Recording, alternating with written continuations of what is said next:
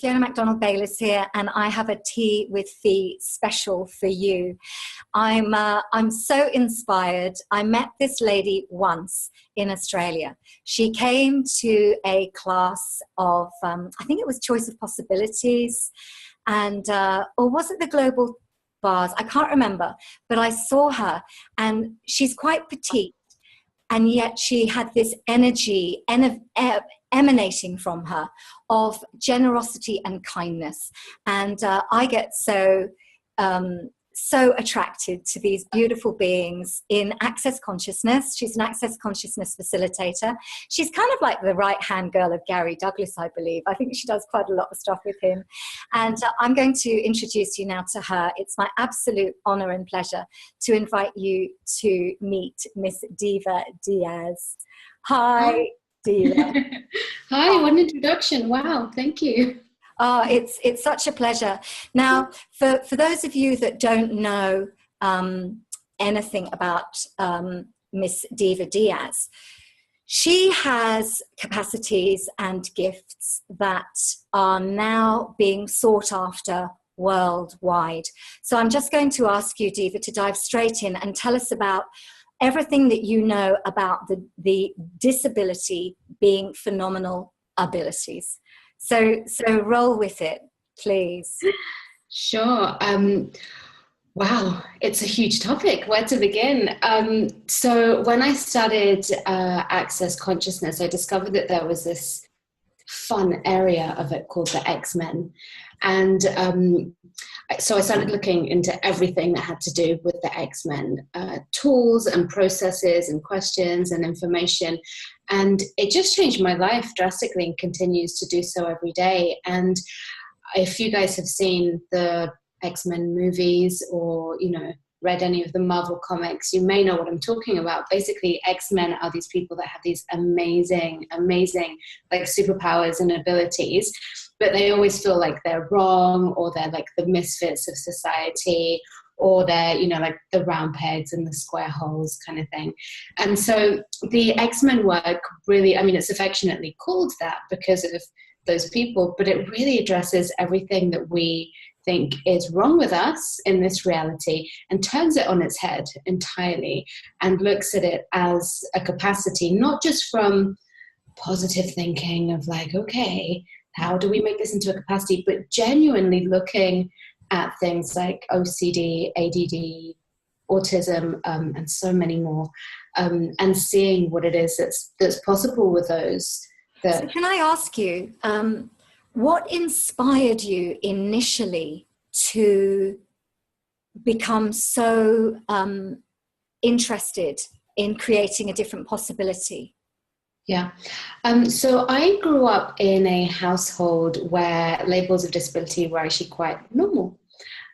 So a lot of the members in my family have been diagnosed with everything from paranoid schizophrenia to ADHD to OCD, and several others.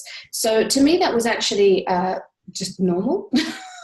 It was just, like just a way that you are. It's a different way of expressing yourself, a different way in which you receive information, and a different way in which you are in the world. But to me, these were all brilliant people, and I didn't really understand what the problem was. A lot of my friends in school growing up, similar kind of things. So when I discovered this information, something clicked, and I was like, wow, I really recognize that ability here, and this energy here, and that person here, and that kind of attitude there.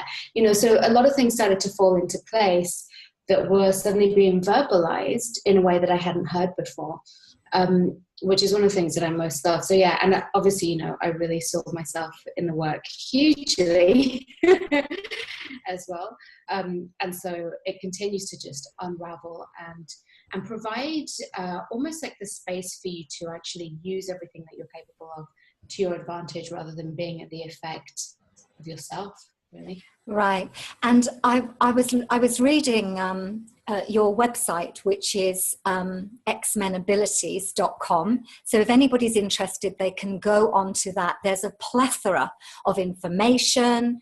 There's all of Diva's tools. There's resources there. She's created this fabulous website. And so I was actually reading your information about you, and you were actually in the corporate world. Oh, yeah. So that must have been very interesting. Can you talk a little bit about that and how that was being who you be in that world? Yeah, I mean, oh gosh, where to begin? I came out straight out of uni to, I started working in economic media, and then that later turned into business intelligence. And it was a huge gift because I got to travel. Well, I still do travel, but, in that particular job, I got to travel the world, go to a lot of different developing countries and meet a lot of the movers and shakers in these countries, from heads of state to ministers in governments, CEOs in blue chip corporations. And the one thing that I was always obsessed with on a personal level was finding out what brilliant talents these people had that set them aside from everybody else, what mindset they had that allowed them to achieve things that to everybody else were really difficult or seemingly impossible, what allowed them to come up with these entrepreneurial ideas that then changed entire industries or groups of the community. So I was always picking their brains. And that was a huge gift. Yes, it was the corporate world, but I think, as with everything, you take from it what you can, and whatever experience you have is based on your point of view at that moment in time. And I thoroughly enjoyed it. And at the same time, I was also very highly stressed. Right. Not for any other reason than I desired to do my absolute best. And being a perfectionist, preferable perfectionist. And nobody's got that, have they? Nobody's got. No, exactly. Super rare condition. So I even during university, I never slept. I would sleep maybe 3 hours a night. And I always had people saying to me, oh, you need to take sleeping tablets, you should relax. And I'm like, don't you think that somebody who is hyperactive in their mind knows that they should be relaxing? That advice is not helping, So I'd studied every modality I could think of, every self-help technique. I tried to rewire my brain. I tried to play subliminal messaging on audios throughout my house. I would go out under a full moon. I was whatever it takes. I need to be able to sleep at night and not be this stressful maniac, at least in my head. On the outside, I looked very calm and put together. But I did want this sense of peace. And I realized that not everybody had that sense of peace. It was this either or universe. You were either in the corporate world and you were this crazy person, but you got to have success and you got to have a nice lifestyle. You got to have some money. Or you were on the other end, which made you be spiritual or always seeking something, but then you never really had so much money. You were probably always trying to fix a problem or get over a sickness. And I was where is the middle ground? I was always wondering, well, for what reason, if we are, these beings that have so many capacities, for what reason could we not choose everything and have, the best of all of it? So that was my constant quest. Is that how you got into Access? Yeah. So is that how you covered it? So how did Access come into your life? And Well, I had been studying the law of attraction a lot. With Jerry Hicks and Abraham. Yeah, I was doing that. And I was doing, the vision boards and everything. And, I love Abraham Hicks. I think they're wonderful. But I just was terrible at it, or at least I thought I was terrible at it, because I wasn't getting these huge results that everybody was getting from having a vision board and visualizing what you want. And, 8 months later, I'm still there every day, plastering little magazine cutouts and wondering if I'm doing it at the wrong time of the day, or I need to be thinking harder or whatever. And this woman contacted me out of the blue, and she was I am gifting these sessions, blah, blah, blah, to mark my anniversary. You should try this stuff. And I was no, I am done with everything. I am not doing any of this stuff again. I suck at it. I'm terrible. It obviously works for other people, but it does not work for me. Anyway, so she gave me one tool and she was like, just try this tool. And I was like, okay, whatever. I was like, they're going to help me get $1 million for my first startup company. She was like, actually, maybe. And I was like, okay, crazy lady. I was like the worst client that could have ever come to her. But anyway, I was living in Peru at the time, and I ended up using that one tool every day, not knowing what was going to come of it. And within 3 weeks, I found myself in London again and being offered $1 million by 4 angel investors. And that's when I was like, okay, this might be it. This might be the thing that actually... What was the tool? Tell us. So the tool, oh my God, the tool is like my favorite tool ever. It's called the energy ball, and it's really about the energy of your life. And it's something that I hadn't been so clear about, because being highly hyper aware, as a lot of us are, which might be called highly sensitive in some cases, I was so aware of what everybody wanted me to create as my life, or what they thought was the right thing, like what my mother wanted, what my father wanted, what, society wanted me to do, so I was kind of having an idea of what I wanted to create, but not sure if I could or how, and it would change. And some days I wanted to be a businesswoman, and other days I'd be like, maybe I'll just be happy being a stay-at-home mother, or whatever. So there was this lack of clarity generally. So can I ask you, Diva, can I ask you to actually either take us through the energy ball or tell us about it? Absolutely. That would be wonderful. Yeah, of course. And so basically this is great for that, to get clarity as to what it is that you'd like as your life. So I sat down and I was like, I only did it for investment, but now I do it on a completely different level. So what you want to do is just take a moment in time. You can do it when you're in the shower, just as you're about to go to bed at night, whatever those moments are for you, where it's you time, and just get the energy of what would it be like to have the life that you've always desired but didn't know you could ask for. And just allow that energy to come up, and then just put it in front of you. And then what would it be like to wake up every morning so happy and joyful and enthused about your day? You don't need to figure out why or how, but get that energy and put it out in front of you. And then what would it be like to do something that brings you so much money with such a level of ease? Again, don't figure it out. Get that energy, put it in front of you. And imagine that in the post you receive a letter saying that you are going to get 10 times what your current salary is, or what you're currently, having coming every month. And that energy, and put that in front of you. So you just get every element, what would it be like to have people that truly have your back in your life and see you and receive you in a way that you never thought was possible? Beautiful. That energy, put it out in front of you. So you kind of created this little energy ball of all these different energies that you'd like. Notice that they're not things. We're not asking for a Lamborghini or a house, because it can show up in a million ways. So with that energy, pull energy into it from all over the universe. And you can just ask for it to pull. You can visualize it. You can do it however you want. Best thing is you can't do it wrong. So just ask for energy to pull into it. And after a minute or a few minutes, you might get a sensation of like warming, like in your heart chakra, or you might kind of start to smile. When that occurs, just send trickles out of that energy to everything and everyone that's going to allow that to be a reality that you don't even know yet. And you literally do that every day. That's so beautiful. Just the words that you use, and it's so soft and simple. That's so beautiful. So what's your target, Diva? What's your target for the change that you're looking to create in the world with X-Men abilities, and who you be in the world also? Yeah. Well, it's very similar to the target of Access Consciousness, which is where all of this comes from. X-Men is a branch of that, and it's all the tools that we provide. Even the energy ball is an Access Consciousness tool. And the target really is, like, I would love for every single person that is out there that feels like they don't fit, like they don't belong, like they must be wrong because they do things in a different way, or they've been labeled, or even if they haven't been labeled, maybe they're labeling themselves, as not being good enough, as being too slow, whatever those things are. I would love for them to all be empowered to know that they have a different choice available and that they are not wrong. Beautiful. Yeah. Also, I know some people who have some children who have been labeled, parents who have huge, incredible challenges.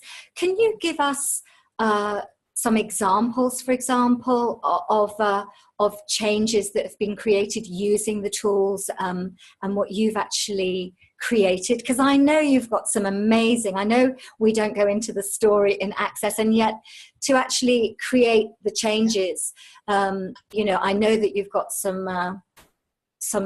something up your sleeve to tell us of the miracles and magic that you've actually created personally. Can you give us some examples? I do know some people with children who have been labelled extremely autistic and who are ADHD. And so, if you could actually give us some for the people who don't know Access, for the ones that I'm sending this out to, I've got a few in mind that actually would possibly benefit from this call. Yeah, absolutely. I'd say, one of the tools that creates the greatest change really in like everybody's life. So I'm talking about the parents and the teachers and the child, like all in one, is functioning from the question, which is something that is, we're not really taught to do, but it really is about taking you away from that conclusion of, this child always behaves this way, or whenever it's bath time, this is always what's going to happen. Because what happens is these kids that are so hyper aware, they pick up on that. It's like, how many of us have gone to, a relative's house, and if a relative has a certain point of view about you, how aware are you of that? Like if maybe your mother thinks that you're always a very moody person, how quickly do you flip into that? So it's about getting out of that conclusion of who they are and starting to be in the question of who they can be on that day, because then that creates a space for them to choose that and for you to choose something different too. Beautiful. So with the different labels, now I'm aware that they've all got different capacities. Mm-hmm. Can we go into a little bit of different labels in this reality? And actually, can you then inform us of usually what capacities these particular, or is that a question that's too defining? No, that's definitely not a question that's too defining. It is a question that is a very big question. So that's what the seminars are for. So, that is something that we go into a lot more detail in the 2-day class and the 1-day class and the telecourse and stuff. Right. But one of the primary things that we look at, for example, with people that have autism, because this obviously, this applies to adults as well, because they were kids before they grew into adults. Absolutely. I had ADD, I had ADHD, I ran around crazy. Yeah. And I was expressing everybody's, and I was throwing fits and tantrums. Yeah. I was a very difficult child, and I was and so maybe let's start with, ADD and ADHD, which is, attention deficit disorder or attention deficit hyperactive disorder. So what we're told in this reality is like, you have to sit still, you have to stop, doing so many things and being so distracted, you have to focus on one thing. That's great, but I have to ask, if you're doing that and it's not working, you might want to look at doing something different. Okay, number one. Number two is, if you have a child or an adult who is able to be aware of 500 things at the same time, do you figure that person might be great at multitasking? Yeah. So one of the things that you want to do is not necessarily giving them like 800 jobs, but give them too many things to do rather than too little. So if you do have a child that isn't doing their homework, like it would take me, I'm not kidding you, like hours to maybe answer 2 or 3 questions in like a science paper or whatever, even if they were the most simple questions ever. As soon as I suddenly, on top of that, had 3 other pieces of homework, and I had to do my chores, and I had to help out with something else, suddenly everything got done so much quicker. So what you want to do is actually give them more things to do rather than less. Wow. Yeah, I mean, we're also told that, for example, if, you need to like be in a very quiet space to focus, but all that does is that heightens everything that they're aware of, like, my mom was saying this morning. Oh, if I do this, she's going to think this. But how about this person? You know, and it's like this ongoing thing of actually awareness, but it gets very loud. So what you want to do is you want to create enough noise that all of that becomes kind of like a background noise. So you want to turn on the TV, as many TVs as you have in the house, just turn them on. Turn on an iPad, a computer. And what you'll find is that that starts to become background noise. I mean, the example that I like to give is if we are here right now and there are 1 or 2 or even 3 people shouting, standing behind me, how distracting is that? Now, if we're in a football stadium and there are 20,000 people screaming behind me, how distracting is that? Less distracting, because it becomes like background noise. White noise, yes. Wow. So you want to add more stuff. So these are some of the tools that we give. These are some of the practical tools, and we do give a lot of energetic tools as well. But the idea really is to get us and the adults speaking these kids' language rather than trying to get them to speak ours. Yes. Yes. Amazing. Yeah. That's and I mean, we've had like, just going back to what you were saying about the examples, like there was, I've had several kids like this, but one in particular, this teenager came to one of my classes begrudgingly. I have to say, he wasn't even excited about using the tools. Okay, so this is how much they work. You don't even need to want to use them. His mother had like dragged him along, and he had been doing really, really badly in school, and he had already repeated 1 year, and he was on his way to repeating the second year of that same class. And they were saying, you know, if he needs to repeat a third year, like we just can't have him in the school. So his mom was, you know, obviously kind of not very happy about that, and considering homeschooling and all of these things that weren't really creating ease in her life. So he came along and he just sat in the class, listened to the tools. He maybe asked 1 or 2 questions, just saying like, hey, I don't get things like everyone else in my class gets stuff. I don't get it.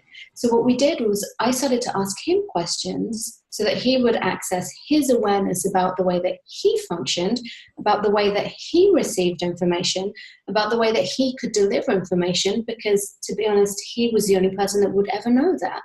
We can hypothesize and we can look at him and try and analyze, but until you ask somebody what's going on in their head, you're not going to know.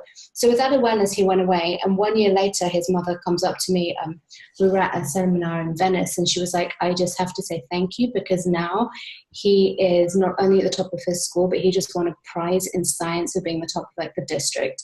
And I was like, you know, and there have been so many stories like this, because once you get a child and you empower them, you've given them the awareness that they know what's going on with themselves. Because how often do we sit there and tell ourselves, I have no idea how to change this. I have no idea how to do this.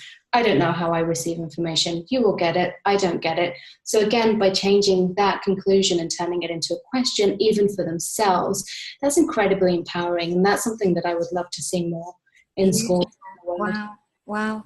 So, so your favorite tools, I suppose you just use the whole caboodle of tools from Access, do you? Yeah. One of my favorite tools would have to be, is this mine? And this is a tool that you want to use a lot with kids or even adults. It's like if you have ever gone to a friend's house and you've arrived happy and within 15 minutes you are tired, lethargic, wanting to have a nap for 3 months, you might want to ask, is this mine? And just allow that to kind of shift in your universe, because so much we're walking through the world and we are super aware of everything around us. Our bodies are picking up information, we're picking up information, and yet we take all of this on and go, oh, I must be depressed, I must have depression, I must have this, I must have that. You know, so this is a tool that starts that journey of unraveling everything that you've decided is you. You know, like I've known so many kids who, if they're around a parent that is a certain way, maybe a parent who's always very stressed out, they start to behave that way too. And there's no way of getting them out of that, no explaining and no nothing. But when you ask the question like, hey, is that yours? It puts it in their universe of like, oh, yes, you know. So the thing is, you're also not telling them anything, because when you tell somebody something, like if I would sit here and go, Fiona, that's not yours, that's just my comment. It creates, yeah, exactly. It creates that thing of like, hey, leave me alone. I didn't even ask. That's so true. Yeah. And we all know what's best for somebody else, but who likes being told anything, you know? Absolutely. And so this is where asking a question really, really empowers, because it gets them to choose something different. And you may be aware that it's not theirs, but maybe it will take them 10 weeks to get that it's not theirs. But you know what? The moment that they have that awareness belongs to them forever, and they won't lose it. But if you give them information, it's easy enough to forget and just and feel like your happiness depends on someone else telling you something rather than you being able to choose. Yeah. You know, I saw the film Temple Grandin with Claire Danes as Temple Grandin. For those of you that don't know, Temple Grandin was, she changed the whole perspective and gave so much awareness about autism. And when she was 4 years old, her mother was told that this child, Temple, needed to go into institutionalized for the rest of her life. And her mother, bless her mother, actually disagreed, and she worked with her diligently. And Temple Grandin changed the face of animal husbandry around the whole world. And this film, even though you can see Temple Grandin live on YouTube and TEDx and everything, Claire Danes actually is phenomenal as her. It's such a brilliant film. You can get it on Amazon. And please, it completely opened my world up, because I don't know a lot. I didn't know anything about that kind of world. I through the access I do, but that film actually created such an awareness in my own world, and how I actually have, you know, I think we're all on some kind of spectrum, aren't we? One of my neighbors actually said to me a couple of months ago, she said, Fiona, do you think I'm bipolar? And you know, I was aware of the label, but so to say, and she goes high and low, and she's all over the place, bless her, you know. And I said, you know what, I think we're all a little bit bipolar, because I was meeting her there, you know, I hadn't talked about anything. So I said, I think we're all everything, you know, we're all of it together. So, so if you, so are you able to tell us about what you're doing next year, Diva? Or actually currently? So currently, funnily enough, you and I are both doing a foundation class on the 26th of August, which happens to be my husband's birthday, the 26th. And he's in the middle of the desert. He's going across the Simpson Desert in Australia, and I'm in Ireland. So how does it get any better? We're both having fun the other side of the world. But, so we've both got classes on. Dublin Foundation starts with Diva, and my foundation starts in Galway. So, you know, when I first saw, oh, wow, somebody else is doing it, and you know what? And then I went, Ireland is choosing more. Amazing. Yeah. Ireland is choosing more. So we've got the East Coast and the West Coast creating massive change on those days. So how does it get any better than that? So you've got the foundation, and what else? When is the next X-Men classes coming up? And where are you going? Because I know you travel a lot with Gary, don't you? Well, I'll attend like a lot of classes around the world. I work a lot on the European classes as well, and just generally on a ton of stuff. But X-Men wise, so X-Men has just come under the umbrella of Access. We have certain specialty classes that are now part of that. So we've had a lot of changes and a lot of cool things that are coming up that are new. I'm going to be in Hong Kong at the beginning of September, and then Florence, and then Tel Aviv. And we have a bunch of classes next year. Gary and I are going to be co-facilitating a class in April that's going to be live streamed as well, which is very, very exciting. So where's that where's that live? Where is that live? Or is it just live streamed? No, that's going to be live in Houston, in Texas. Wow. So you guys can join there if you like, or online. And we just have a ton of stuff. We've got a couple of books that are in motion that should be out by the end of this month or next month. And are these your books, Diva? That's right. Yeah. Mm-hmm. Oh my gosh, I didn't realize. Can you tell us about your books? It was so funny. All this interview I've been getting, ask her if she's written a book. Ask her. And there you are.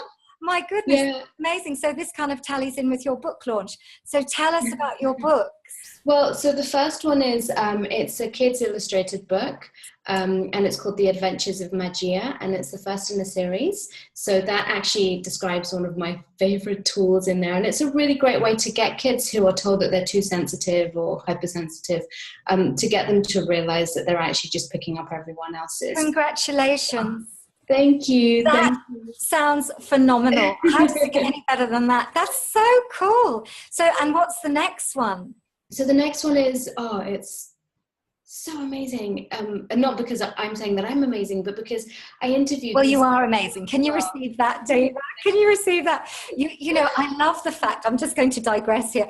I love the fact I keep meeting these beautiful beings, and we obviously we're infinite being choosing an embodiment, you know, and I, you know, look at the embodiment that you've chosen. You know, you're gonna go, but you know, you're this beautiful being and you shine, and it's just, you know, please receive that. I know you can, you know, please receive it.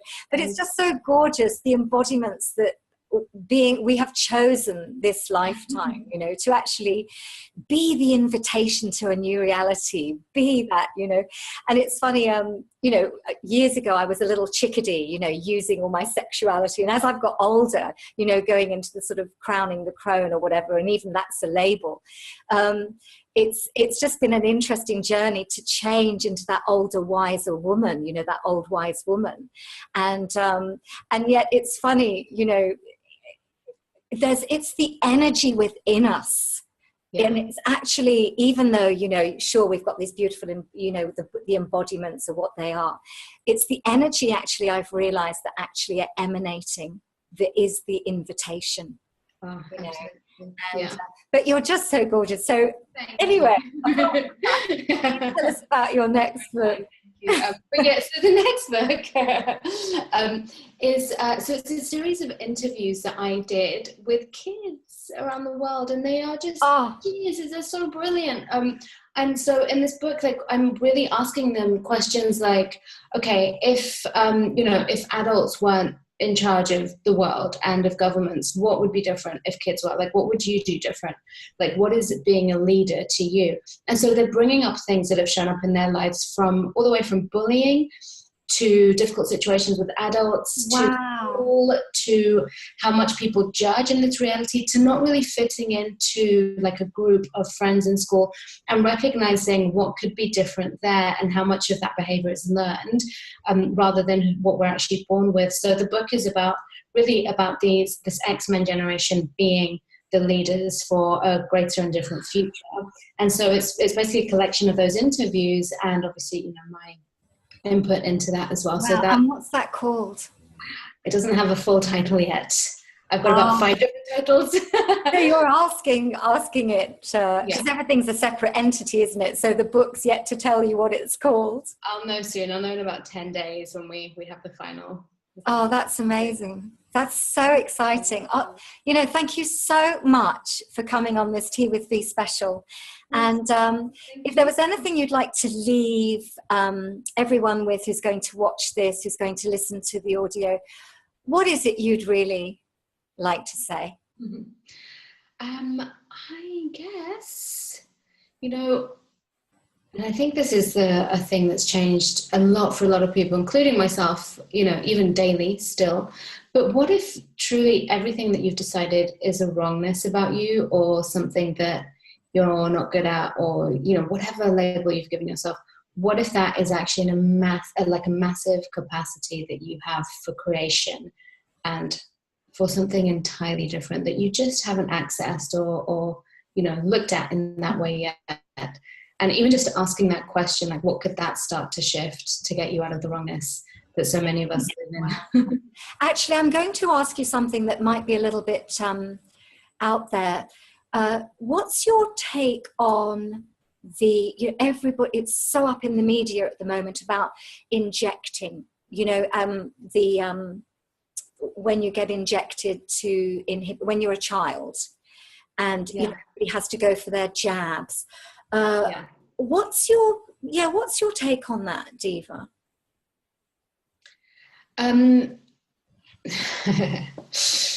what would be my politically correct take on it? Let's throw that out the window. Well, you know, I think to me, what I've seen anyway is that a lot of this, you know, all of these disabilities, quote unquote, are different ways that people are inherently as a being. Just like some people are really kind, some people are really mean, although most of the time, you know, even that is something that we've bought from outside of us. But who we are in terms of what we're capable of and the way that we function is something that you're born with, and it's something that you get to choose to use to your advantage or not. I think so much we're fixated in this reality on finding the problem to fix, and therefore we start looking for problems. And, you know, if it isn't that your mum, you know, originally autism was because your parents didn't give you, your mother didn't give you enough love when you were a baby, it didn't connect with you, and then that obviously wasn't it, so then they started on something else, and then it's the food that you eat, then it's whatever your mother ate when she was pregnant, now it's the jabs. You know, I wonder what it will be in 10 years. Okay. I feel like a lot of that stuff it's amazing because everyone is still looking for what it is. I just wonder if we could be looking in a different direction, because if we keep looking for a problem to fix and there's nothing to be fixed, which is, by the way, the point of view that I have about this. Right. You know, it's like, if there is nothing to be fixed, then how could we be approaching this in a different way? And what change might be possible from that? Yeah. Yeah. Wow. That's great. Thank you for answering that. There's so much conversation and debate about this. And yeah, no, it's great to have that point of view. It really is. Beautifully, beautifully said, beautifully done, beautiful woman, beautiful being. And thank you so much. And I look forward to meeting you again one day in person. And so again, if anybody would like to jump on Diva's website, so you've got xmenabilities.com, and how else can people find you on Facebook, and what else, Diva? On Facebook, there's also divadiaz.com, which is all the other access work that I do, as well as the X-Men stuff. So I lead the X-Men, the branch, you know, of the access specialty class called X-Men. And then I also do a bunch of other classes as well. So yeah, either of those websites is good. Beautiful, beautiful. And Diva Diaz, just even when I heard the name, I was like, oh my God, that is such a cool name, Diva Diaz. Thank you. My grandmother's called Diva and my aunt is called Diva. So I'm the third in my family. It's not very exciting in my family, but... That's amazing. I love it. Diva Diaz. It just, you know, it just goes before you. And then it's following the energy of Diva Diaz. Eh? Beautiful. Thank you so much, darling. Really. Just really lovely to have you on here. And I've just changed the gallery view. And yeah, thank you so much. And guys, Tea with Fee special. How does it get any better than that? And what a gift is Diva, and what a gift she is to X-Men abilities, and obviously so much more. So books coming out. I didn't, obviously I knew somewhere, but she's got books coming out, and maybe we'll jump on again with her at some point to find out more about them as well. So thank you, and bye from Tea with Fee.